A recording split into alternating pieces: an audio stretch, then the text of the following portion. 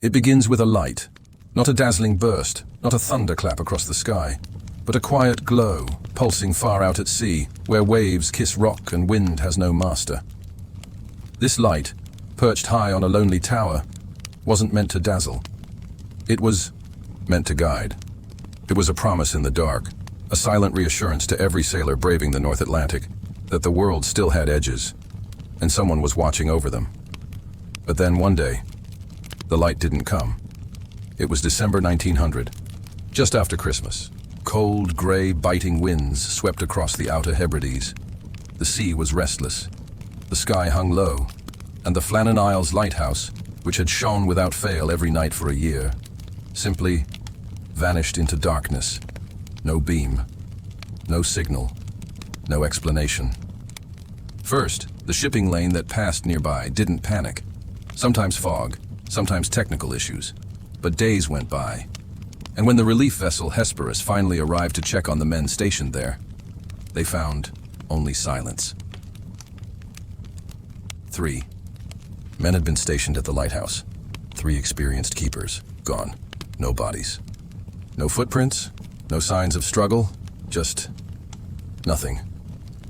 The lighthouse stood untouched. Doors closed, beds neatly made, dinner half prepared.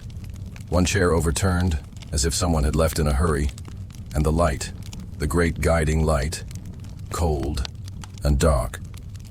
Over a century has passed since that December. And yet, what happened to those 3 men remains a mystery. A mystery made not of drama, but of silence. Tonight, we're going to visit that silence. We're going to walk slowly through cold corridors, through windswept cliffs, and into the minds of 3 men who lived alone, together, at the edge of the world. We'll listen not just to the facts, but to the quiet in between them. The kind of quiet that hums when the world forgets to speak. So if you're ready, dim the lights. Breathe slowly, and come with me. To a place where the sea roars, but the truth has never spoken. The Flannan Isles await. There are places on this planet that feel as though they were never meant to be touched by human hands. The Flannan Isles are one of them. A cluster of rocky islets adrift in the North Atlantic, 20 miles west of Scotland's Outer Hebrides.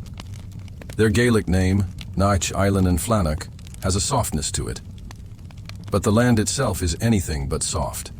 There are no trees here, no roads, no soil deep enough to grow anything worth eating.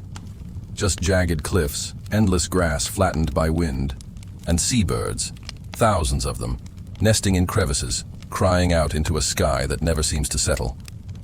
The main island, Island Moor, is the largest. That's where the lighthouse stands. From afar, the structure looks noble, tall, white, proud against the dark rocks. But up close, it's a fortress, built not for comfort, but for survival. When storms roll in, and they often do, the wind comes sideways, screaming off the Atlantic with such force that sheep have been known to be blown off cliffs. Waves, too, can rise without warning, crashing not only against the rocks, but over them, reaching heights of over 100 feet. The kind of waves that erase anything in their path. There are stories, some true, some whispered, of fishermen lost within sight of the lighthouse, of boats swallowed in seconds, of voices carried inland long after the ship was gone. To live.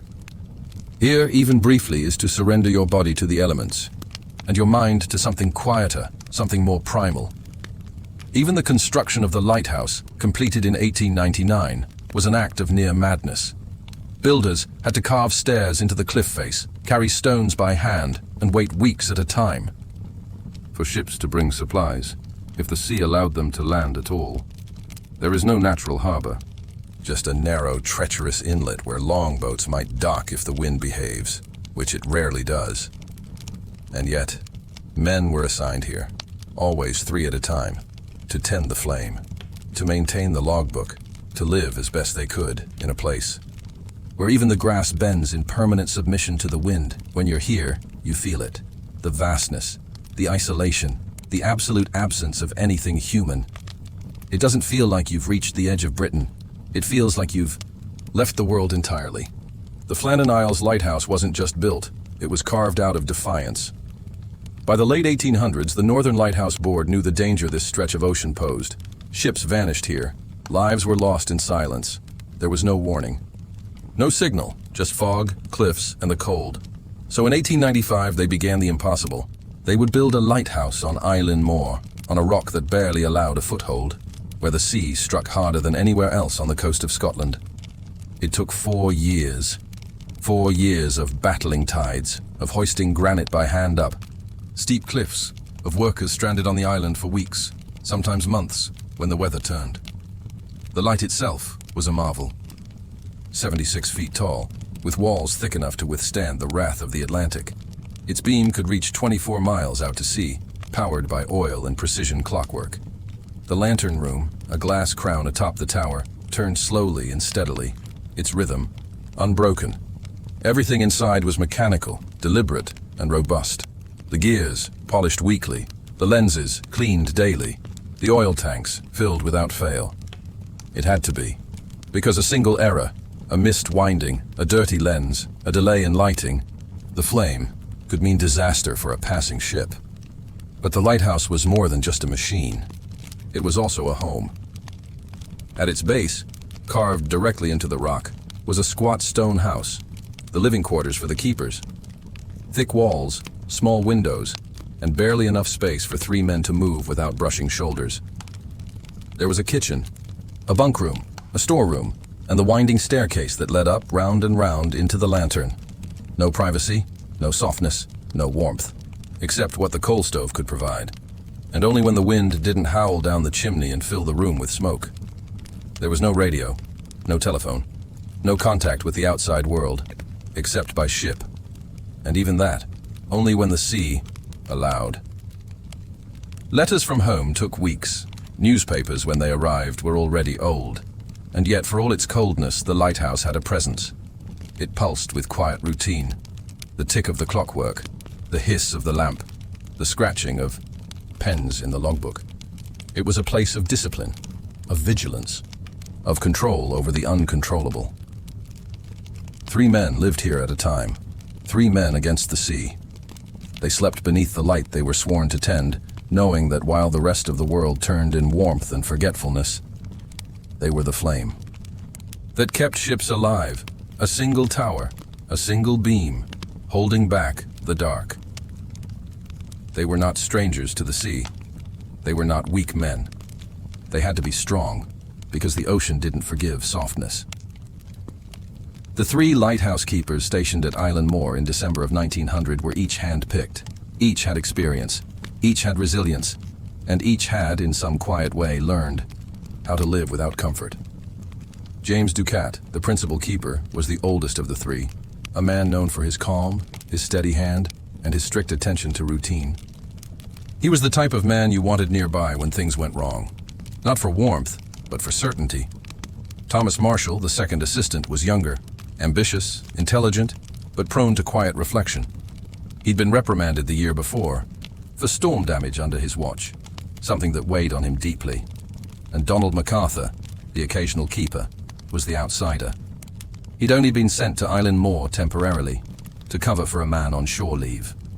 Known among locals as passionate and impulsive, MacArthur had a reputation for strength, physical and emotional, but also for temper. 3 men, 3 personalities, 3 silent expectations to endure and not complain. Together, they lived in a building no larger than a small cottage, beside a tower they had to keep alive, in a place where the only sound was wind and waves. It's one thing to be alone. It's another thing to be alone with others. In the beginning, they would have talked about wives, children, football matches remembered from the mainland. There might have been laughter, inside jokes, the shuffle of cards over a small table lit by oil lamp. But as the days passed, the routine grew heavier. Wake, inspect the light, log the weather, prepare food, eat in silence, check the sea, write, sleep, repeat. There were no breaks, no variety, no weekends. The days were distinguished only by who took which shift, and whether the wind screamed more than usual. Evenings were the hardest. When the chores were done, the cold had crept in, and the silence pressed close. There is no television. In a lighthouse, no music, no fire large enough to make the stone walls feel human, only the closeness of other men, their breathing, their tired movements, the occasional cough, or the clink of a tin mug against stone. Privacy didn't exist. Neither did solitude. Each man had to become an island inside his own mind. And that kind of solitude, together, carries its own weight. You can love your country. You can believe in duty. You can stare down a storm with your back straight. But when you go too long without hearing a new voice, or touching a warm hand, or being seen, not just noticed but truly seen, by someone who knows you, something begins to fray. And once that thread starts to loosen, it doesn't take much for the rest to unravel.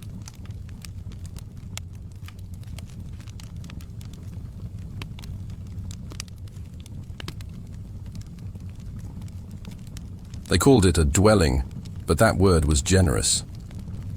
The keepers' quarters at Flannan Lighthouse weren't homes. They were shelter, just enough to keep the wind out, and little more. Built low against the cliffside, the stone walls were thick, grey, and unadorned. Inside, the layout was brutally efficient. A common room where meals were prepared and eaten, and a bunk room with 3 narrow iron beds. There was no fireplace, only a small cast-iron stove fueled by coal. Coal, which arrived only once every few weeks, weather permitting. When the wind howled too long, fuel ran low, and the stove went cold. The floors were stone, sometimes slick with ocean spray that crept in through every crack. The bedding, rough. Wool was never quite dry. The air smelled always of salt, oil, and old clothes. Mildew clung to the walls. Boots stayed wet for days. Rats, though rare, were not unknown. There were no curtains, no portraits, no softness of any kind. Each man had a trunk. In it, a spare set of clothes, a few letters from home, maybe a worn Bible or a novel half finished. These small personal items, smelling faintly of land and memory, were the only connections to the world beyond the waves. Water was collected from rainfall or stored in great iron cisterns. It tasted metallic. Bathing was rare, not for lack of desire, but of resources. Washing clothes required a full day of good weather and gallons of precious water. Most garments were worn until they were stiff with salt and sweat. A change of shirt was a luxury. As for food, it was basic and rationed. Salted meat, hard biscuits, dried peas, tinned milk, tea if lucky, coffee sometimes, always weak. Fresh food arrived only when the relief boat came, every 2 weeks in theory. But storms didn't read calendars. There was a small table and 3 chairs. That was the center of their world. Meals, card games, and silent reflection all happened there. The table had grooves in it, carved over time from elbows and cutlery and boredom. And above all of this hung the ever-present smell of lamp oil. Oil for the great lantern, stored in heavy drums, carried up the spiral stair. It clung to skin, seeped into clothes, and soaked the air. The keepers smelled of it, lived with it, dreamed of it. It was in every way a place not built for comfort, but for function. You weren't meant to thrive here. You were meant to endure, and so endure they did. 3 men in a stone box carved into the edge of the known world. Out here, far beyond the reach of bells or schedules or towns with names, time did not pass. It repeated. There was no sunrise to mark a beginning. No sunset to offer a pause. Only a rhythm set not by nature, but by a machine. At the heart of the lighthouse stood a clockwork regulator, a precise mechanical brain that turned the great lantern in its endless, sweeping arc. Every few hours, one of the keepers had to wind the mechanism, pulling a weighty chain to raise an iron weight through the tower shaft. As gravity pulled the weight downward, the gears spun, the mirrors turned, and the light revolved.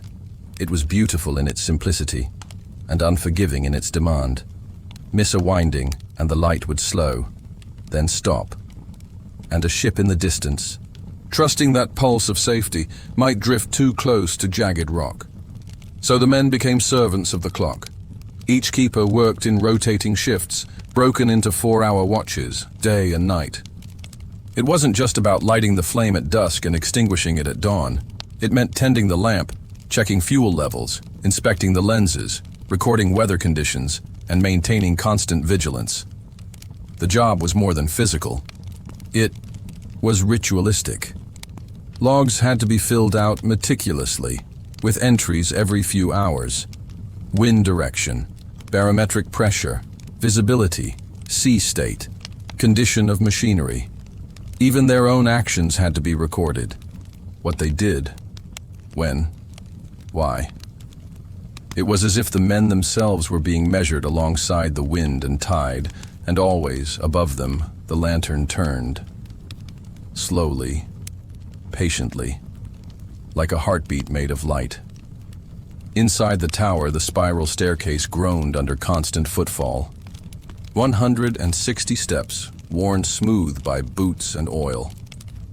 The climb was steep, narrow, dizzying, especially in bad weather when the structure swayed slightly, like a ship anchored to the sky. Imagine making that climb at 2 a.m., the wind shrieking you, through vents, the cold biting through wool, the darkness pressing in like cloth against your eyes. There were no shortcuts, no room for fatigue. The light could not go out. Their lives were built on these quiet, invisible moments. A chain pulled, a knob turned, a note scribbled. The world outside didn't know, didn't care. But a missed step could mean disaster, and so the men moved. Again and again, to the rhythm of the lighthouse, bound not by chains, but by duty, and a clock that never, ever slept. You don't hear the wind on Flannan Isles. You feel it. It pushes, it pulls. It climbs inside your coat and wraps around your ribs. It whispers through the cracks in the stone and sings down the chimney like a voice that never sleeps. The wind here is not a passing gust. It is a presence. Even on calm days it hums, low, steady, like a warning. On bad days, it screams, rattling, shutters, slamming doors, and making the stone walls groan as though the island itself was sighing. The waves, too, are never still. They do not lap. They do not break gently. They rise. They heave against the cliffs with the weight of whole continents behind them. Some waves tower higher than the lighthouse itself, smashing against the rock face and exploding upward like geysers of white salt. On stormy nights, water climbs the cliff, sweeps across the landing, and crashes against the thick iron doors as though trying to come inside. Sometimes, it succeeds. Salt water seeps into the floorboards, soaks through boots, spits cold mist into faces and fills the bunk room with the stink of wet rope and decay. Inside the lighthouse, the walls are meant to protect, and mostly they do. But they cannot stop the sound, the constant thud, thud, thud of waves hitting rock. The wail of wind twisting through chimneys and keyholes, the rhythmic creak of the tower itself, which shifts and flexes under pressure like a living thing. And in that sound, day after day, hour after hour, the mind begins to bend. Silence isn't peaceful here. It's loud. It presses against the ears, like pressure underwater. It fills every empty second between chores, between meals, between sentences.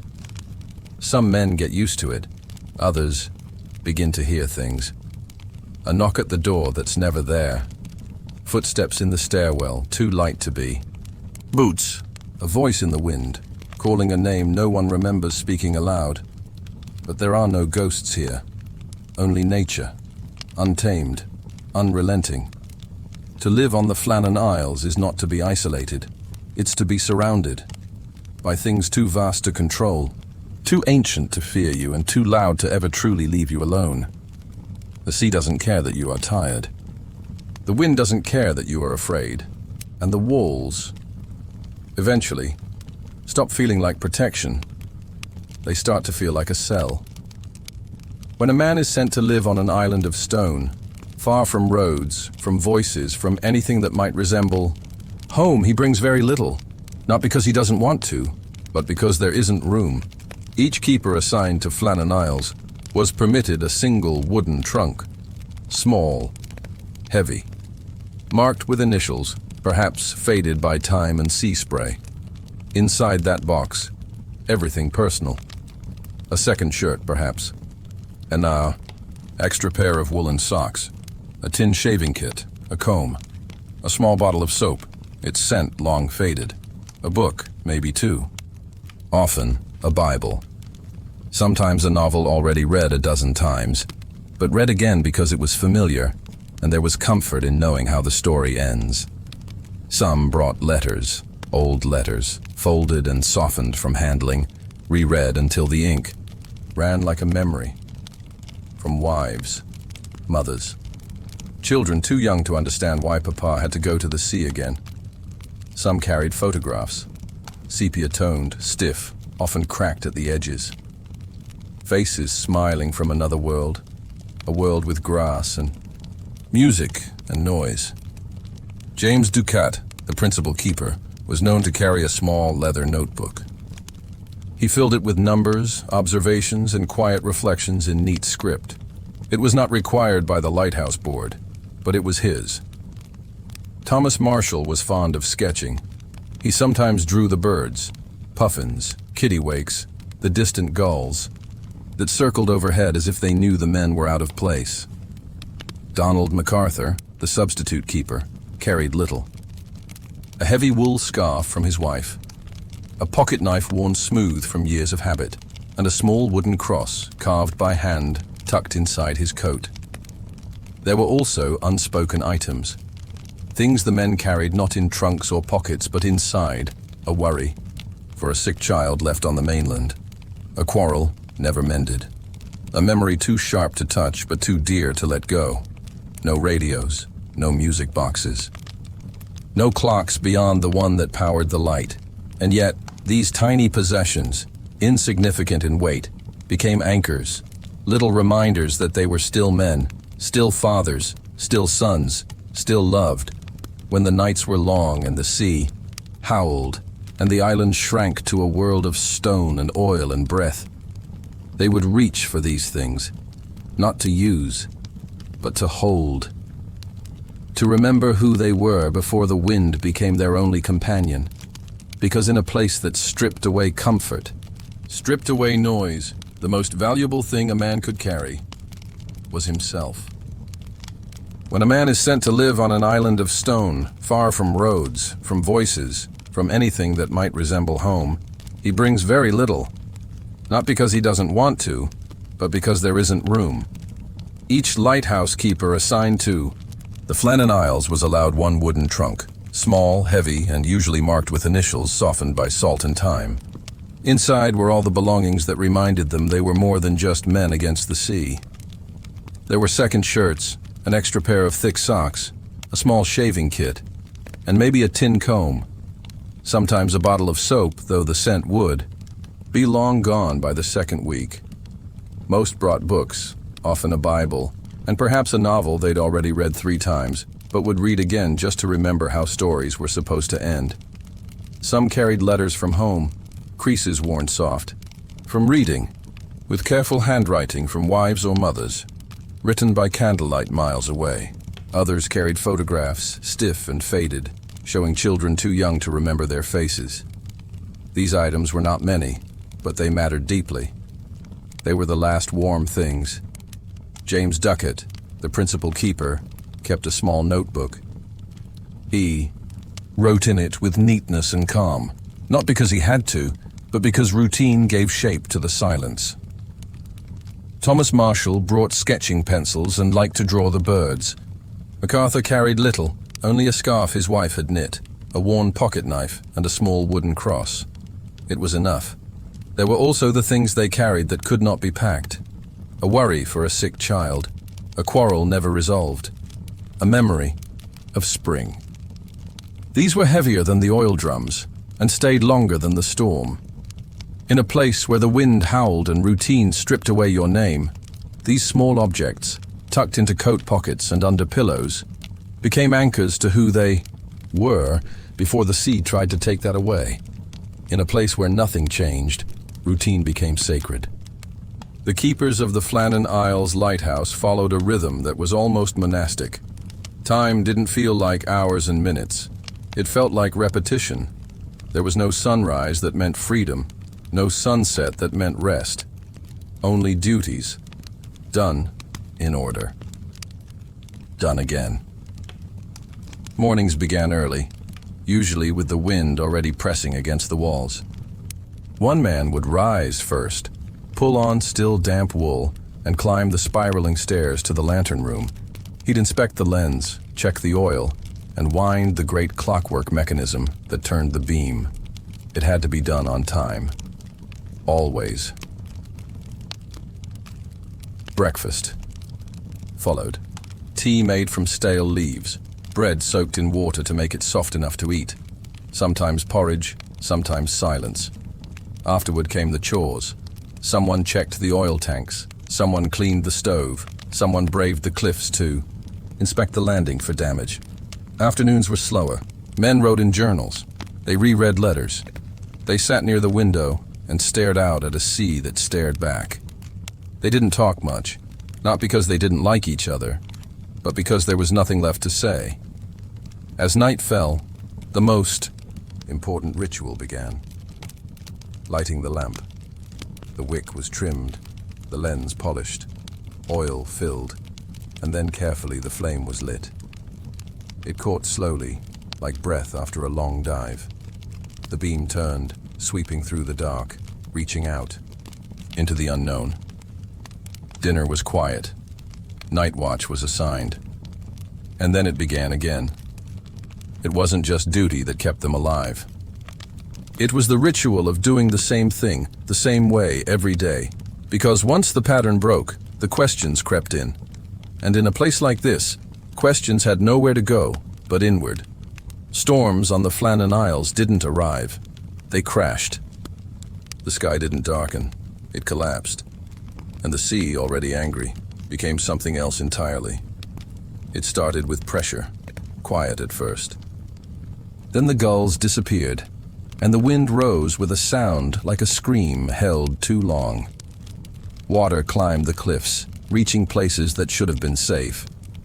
Waves slammed into stone hard enough to shake the lantern glass in its frame. Inside, the men braced. Doors were bolted. Coal was rationed. The fire tried its best to stay lit while smoke was pushed down the chimney by the wind. Beds grew damp. The walls dripped salt. The keepers had nowhere to go, no one to call. They were alone with the sound, a constant roar that made the walls tremble and the oil lamp flicker. One storm in particular, just weeks before their disappearance, had rattled them all. Thomas Marshall wrote in the log that MacArthur had been crying, something unthinkable for a man of his size and history. Ducat had stopped speaking for a day. All three had reportedly prayed together, men who, under calmer skies, rarely spoke of faith aloud. Then the storm passed, but something stayed behind, a quiet that felt too deep, a weight that hadn't been there before, and no one on the mainland knew, because when the sea rages, it carries away sound, and it keeps secrets. Part 11, the journal entries, where routine begins to fray. The Lighthouse logbook was never meant to be emotional. It was meant to be precise, objective, a record of light and duty. But in the final days before the disappearance, the tone changed. Thomas Marshall's handwriting, usually clear and controlled, grew more hurried. The storm reports became personal. "Severe winds," he wrote. "Beyond anything I've seen." He noted that Ducat was unusually quiet, that MacArthur, the strongest of them all, had broken into tears, that they were praying. Then, just as quickly as the emotion appeared, it stopped. The final entry, dated December 15th, was chilling in its calm. Storm ended, sea calm, God is over all. It sounded not like relief, but resignation. Nothing was written after that. No notes about the lamp, no record of meals, no mention of repairs or routine. The pen was put down, and whatever happened next left no words behind. When the supply ship Hesperus arrived on December 26, 1900, they knew something was wrong before they even landed. The lighthouse, normally lit and alive, was dark. No signal, no movement, just the wind and the white tower, standing still against the gray. Relief keeper Joseph Moore was sent ashore. He climbed the stone steps slowly, with dread building with every echoing footstep. When he reached the main door, he found it closed, locked, silent. He knocked. Nothing. Inside, everything was perfectly in place. The beds were made, the dishes clean, the fire out, the kitchen cold. One chair had been knocked over. 3 plates were on the table, one half eaten. 2 sets of oilskins still hung neatly on their pegs. One was missing. Perhaps someone had gone outside. But why would the other 2 follow into a storm without their coats, without leaving a note, without taking gear? The logbook sat on the desk. Its final line dated December 15th. After that, nothing. No signs of a struggle, no broken glass, no blood, no bodies. Just a room that looked as if the men had stepped out for a moment and never returned. There was no sign of panic, only absence. The sea was calm that day. But inside the lighthouse, something was missing. Something far louder than noise. 3 men had lived here. 8 here. Slept here. And now, only their silence remained. When the lighthouse stood silent and the lantern no longer turned, the relief crew knew something was wrong. But it wasn't until they stepped ashore that worry began to harden into fear. Joseph, Moore, the man assigned to take the next shift, had walked into a room left behind. Left too perfectly. Left too still. The alarm was raised, not loudly, not with shouting, but with quiet, urgent purpose, the kind that comes when something doesn't make sense. More men were brought ashore. They split into teams. They checked. The tower again, step by step. The lantern room was clean. The oil drum was full. The wicks were trimmed. Everything ready, but unused. Then they searched the outbuildings. The oil shed, the storage bothy, the landing paths.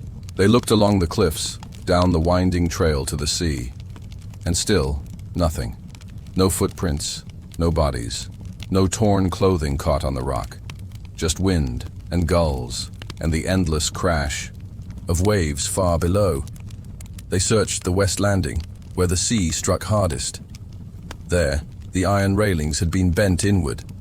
A box that stored mooring ropes had been splintered and smashed. Stones had been scattered where they shouldn't be. The signs were clear. Something powerful had come through. Not a man, not a machine, but the sea itself. Some of the crew whispered that a wave had swept them away. A freak swell, a slip on wet stone, a body taken by the tide, lost before anyone knew to look. Others said it made no sense. Why would all 3 be outside? Why would they leave their posts, their coats, their records? Why would they go without a word into a gale? The men searched until the light faded. Then they returned to the boat, not with answers, but with a silence that wrapped around them like fog. There were no messages, no final words, no cries for help drifting in on the wind, only a lighthouse that had been waiting. And now, the ones who were meant to wait were gone. In the weeks that followed, the silence left behind by the 3 keepers began to echo, not only in the lighthouse, but across the mainland, in towns and harbors, in pubs and kitchens where men gathered at dusk to talk about weather and work and things that don't make sense. People began to wonder aloud, and the wondering soon became storytelling. At first, the theories were simple, ordinary even. A wave, they said. A great rogue wave, taller than a house, rising suddenly from the Atlantic. One man might have gone down to secure the crane or check the ropes. The second followed to help. The third, seeing something was wrong, rushed out in panic without stopping to put on his coat. And then, in a moment that lasted no longer than a breath, the sea took them all. It was the most reasonable explanation. Clean, tragic, logical. But reason does not always satisfy the human heart, and soon other ideas began to drift in, quietly at first, then with more insistence. Some whispered of madness, that something in the storm or the solitude had broken one of the men. A quarrel, a fight, a fall from the rocks. Maybe two had died, and the third, overcome by grief or guilt, had taken himself into the sea. No evidence, just the suggestion of sorrow too heavy to carry alone. Others wondered if something stranger had happened. The island, after all, had long been feared by fishermen. They called it cursed, said it was a place where birds flew strangely and compasses twitched without cause. Some believed the island itself did not like to be lived upon, that it had taken the men back. And then there were the old tales, the ones passed from sailor to sailor when the wind was high and the fire low, of ghost ships and sea spirits and voices in the fog, that the men had been called, that they had followed. None of these stories had proof. None had weight. But still, they spread, because the truth had left a space wide enough for myth to move in. The Lighthouse Board, after its investigation, declared the loss to be an accident, a storm, a moment of misjudgment. But even in their report, there was a line left hanging. One that said simply, "We may never know," and that, perhaps, was the most honest answer of all. More than a century has passed since the last footsteps of Ducat, Marshall, and MacArthur faded from the stone paths of the Flannan Isles. But even now, the island does not feel empty. It feels paused, as if something once moving simply stopped and never resumed. The lighthouse still stands, whitewashed, solid, weathered. The tower rises from the cliff like a monument, not to triumph, but to endurance. The lantern no longer spins, but it remains quiet and still behind thick glass, as if waiting to be lit again. The keepers' quarters are bare now, their beds removed, the walls stripped. But those who visit often say they feel something linger. Not a presence, not a ghost, just a weight in the air, like a memory too stubborn to leave. The kind of stillness that makes you lower your voice without knowing why. Nature has returned to claim the rest. Moss grows between the steps. Gulls nest where men once kept their boots. The wind moves through the stairwell with a gentler voice now, but it still speaks. Always. Tourists are rare. The island is remote. The sea remains unpredictable. And even on clear days, the landing is treacherous. But for those who do come, historians, sailors, the quietly curious, there is a sense that the island is watching.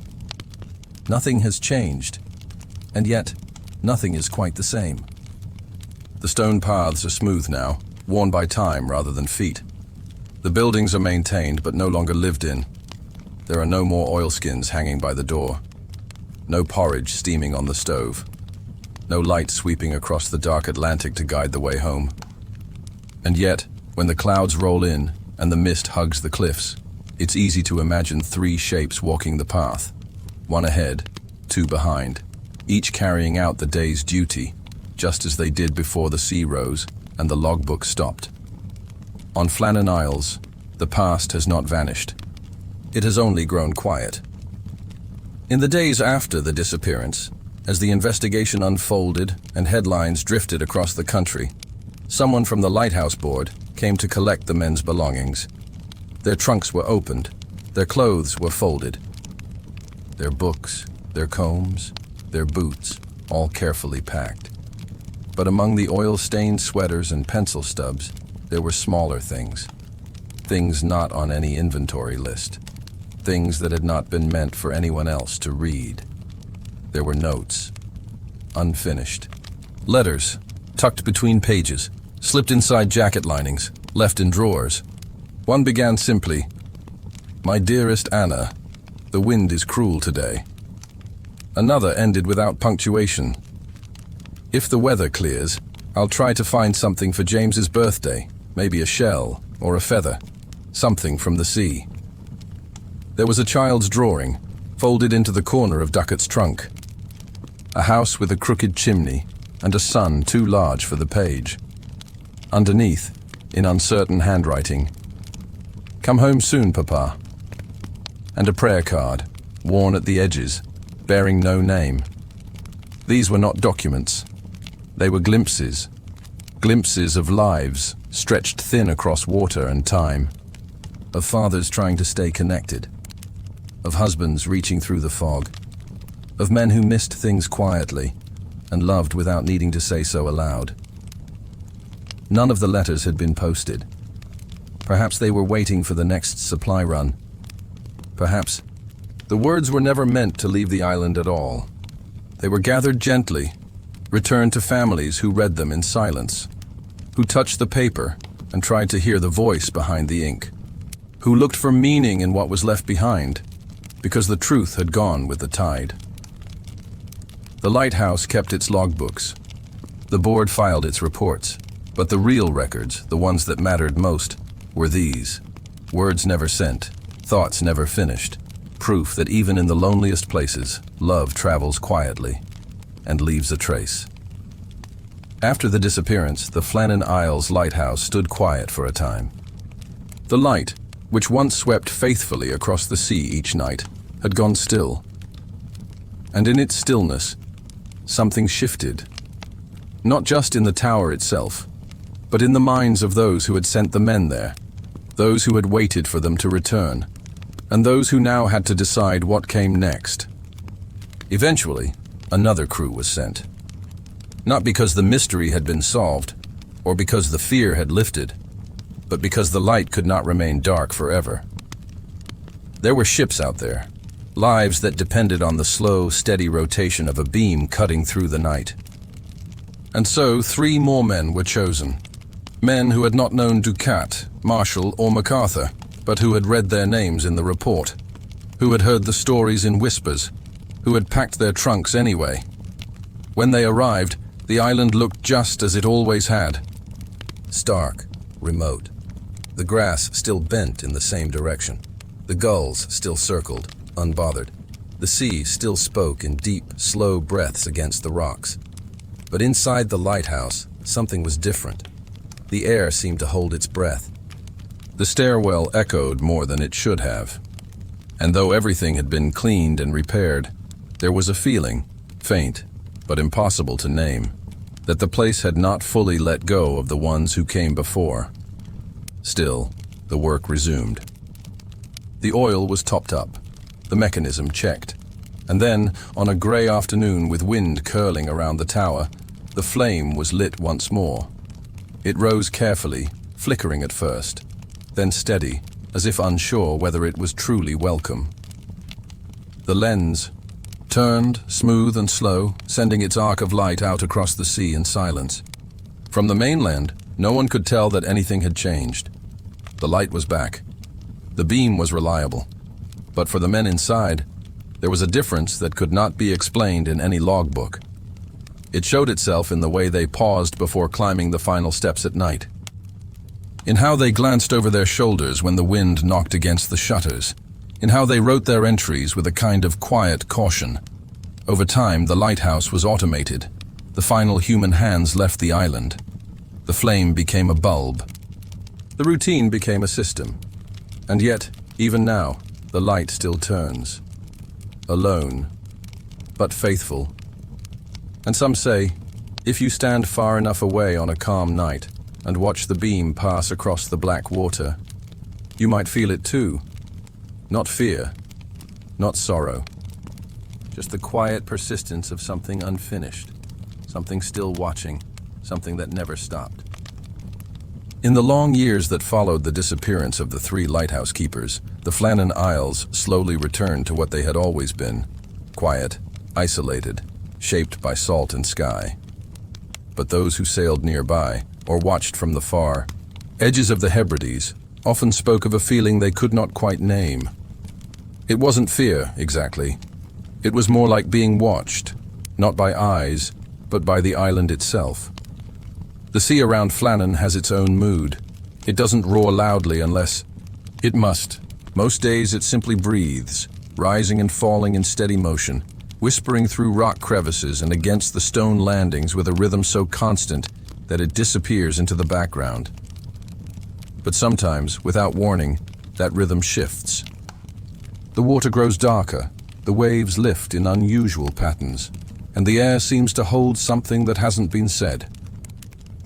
Fishermen in nearby villages tell stories, not always in public, but often around fires or while mending nets near the shore. They say compasses have spun strangely near the island, that fog appears even on calm days, that gulls sometimes fly in circles above the cliffs and never land. A few have heard things, though they rarely describe them in detail. Not words, not music, just sounds woven into the wind, impossible to follow but even harder to ignore. There are those who say the sea forgets nothing, that every shipwreck, every voice lost beneath the surface, every final cry carried away by the tide still exists somewhere in the currents. Not as echoes, but as imprints, folded into the deep. And if that is true, then perhaps the sea around. Flannan carries with it not just water, but memory. The lighthouse itself stands still, its light now powered by machines, its doors closed to human hands.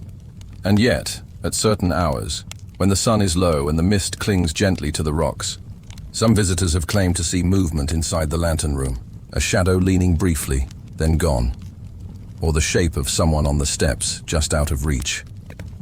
Most dismiss these stories.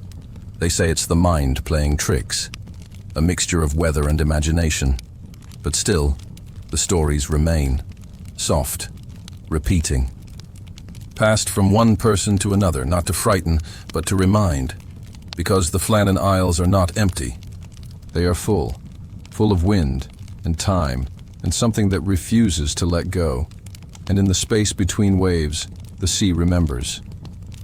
There is a certain kind of loss that doesn't scream, it doesn't shatter, it doesn't leave behind broken glass or burned wood. Instead, it leaves a space, a quiet, steady emptiness where something used to be. The disappearance of the three men from the Flannan Isles lighthouse is that kind of loss. Not violent, not explainable, but deeply present even now. What was lost was not only 3 lives, but 3 patterns, 3 daily rhythms, 3 voices that once shared tea in the morning and oil duty in the afternoon, and perhaps a few words at dusk, spoken softly beneath the hum of the lamp. They were not famous men. Their names did not travel far before they vanished. But in that very ordinariness lies something powerful, because what vanished was not just duty, but humanity. One man was a father, with a child who drew pictures and waited by the window. One man was known for his quiet sense of humor, shared only after long silences. One man still carried the pain of an old loss that he rarely spoke about. And all, 3, in their own way, were trying to hold steady against the weight of wind, isolation, and time. There are no graves for them, no headstones, only entries in a logbook that stopped too soon, only speculation, softened by distance. But even so, we still search, not with ships or lanterns now, but with questions, with curiosity, with the simple human need to make sense of what has none. What we search for may not be facts, it may not be proof. Sometimes, what we look for is permission to remember, to say their names quietly in a room where no one else is listening, to imagine the last thing they saw, or the last word they spoke, to wonder, even if we never find out. And maybe that is enough. Because not all mysteries are meant to be solved. Some are meant to be carried, held gently, passed on. Not to close the story, but to keep it open. There are stories we forget because they are too ordinary. There are others we repeat because they are too strange. And then there are stories like the one from the Flannan Isles. Quiet, steady, unresolved. Not loud enough to demand attention, but persistent enough to never quite let go. We tell this story, not because we expect answers, and not because we believe it will ever be fully understood. We tell it because something in it speaks to something in us.